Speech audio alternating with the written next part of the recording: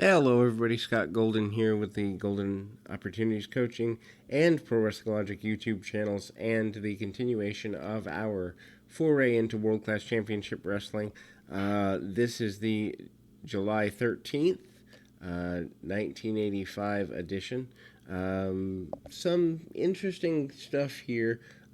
Seems like they maybe ran out of footage, as we see some arena footage that we normally don't see from another market.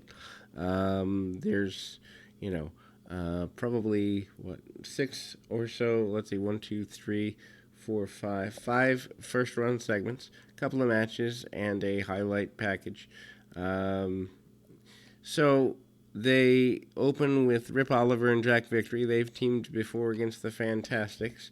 I think they've actually teamed against the Fantastic before, but I know that Victory and Oliver have in fact teamed before. The Fantastics, of course, former tag team champions in the area, Tommy Rogers and Bobby Fulton, probably two of the best guys who might get overlooked in today's standard, if not for their tag team, but they are phenomenal here. Really basic wrestling early, arm bars and the like. Stalling early in the match, though, a little bit. Fantastics actually go out to hang out with the fans just a little bit before getting more serious about the match. I like that the Sportatorium was both small enough, intimate enough, but also safe enough. I mean, I wouldn't go into a live crowd today. I know that a lot of people say it's so much safer with everybody doing it to work, but there's some bar shows and whatnot I would not go into today. Needless to say, the Fantastics have the control early. Victory continues to show why he's one of the best in the world. I think this is his rookie year, if not very close to it. And Rogers and he pair off pretty succinctly. And then we see Rogers with Oliver as well, working over the arm. Several minutes with the former champions controlling the tempo of the match and the arm work, cutting off the ring for quite a bit. Fantastics, always good with rapid tag drop kicks and just maybe not high flying action by today's standards, but certainly a better action there. We do see Oliver using the foot across the throat, among other things, to get things going back in his direction. Jack Victory finds that he is able to double team with his opponent. Fulton had been thrown over the top rope. This leads to a trip and a series of drop kicks on the heels, and then the Fantastics do celebrate their victory because of the disqualification from the toss over the top ropes. Then there's a dedication of the David Memorial Park, or David Memorial Playground, I'm sorry. This is a philanthropic thing. This poor woman who is dedicating, she's some sort of director anyway. It's for the mentally and physically handicapped, and this is a interesting PR stunt. They dedicated, or they spent several $1,000s to help with the park get off the ground. The woman has no clue how to be on TV, but obviously the Von Erichs trying to show themselves as philanthropically Christian. Then we go to a match already in progress here. The dynamic duo against the Von Erichs.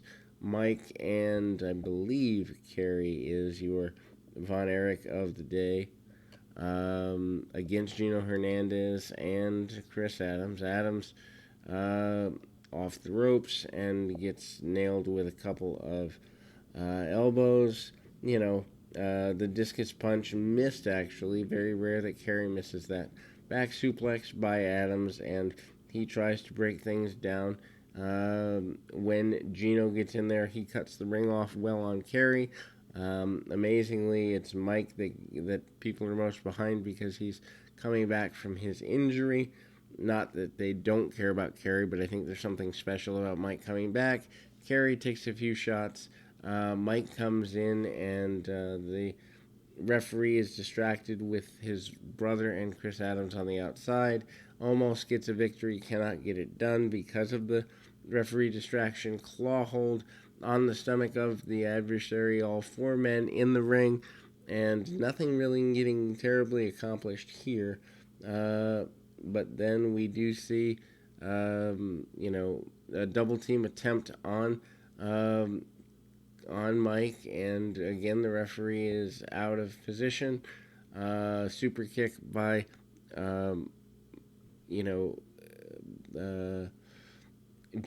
by Chris Adams, and Gino and Chris get the victory here. We then move on to an interview where Gary Hart talks about wanting the six-man tag team championships, which he gets in quick order, but we don't know that yet. But he's talking about Killer Brooks and Mark Lewin, the returning Mark Lewin, so I guess he was in the area prior to 82. He talks about wanting to destroy the Von Erichs, and Killer Brooks talks about the fact that he did almost take care of Mike permanently.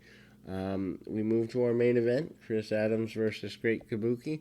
Adams is still your America's champion. Kabuki still has Sunshine at his side, so certainly some interest there on both sides. Sunshine happy with her investment in Kabuki, and who I suppose wouldn't be.